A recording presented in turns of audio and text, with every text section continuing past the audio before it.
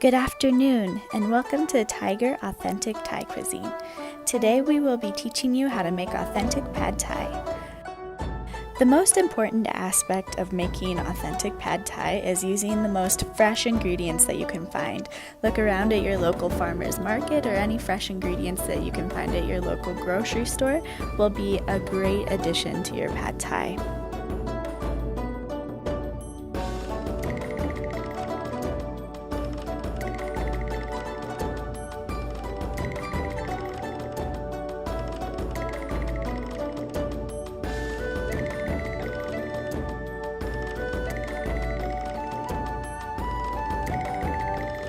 In preparation for your pad thai, try to do all your cutting and chopping beforehand. Set your ingredients aside so that you can add them quickly while you're cooking.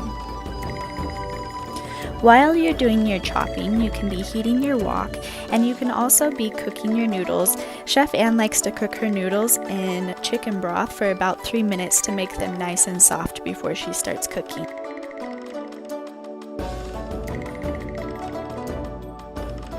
In this step, we're just adding all of our ingredients together in the wok.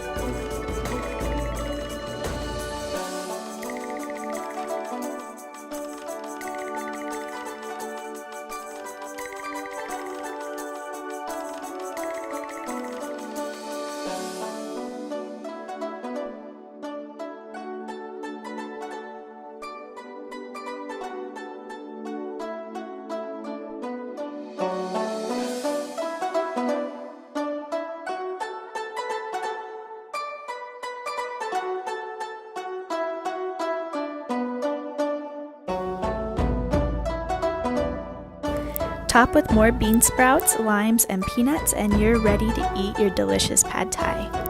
If you're not up for making this dish yourself, come visit us at Tiger Authentic Thai Cuisine here in Provo on University Avenue.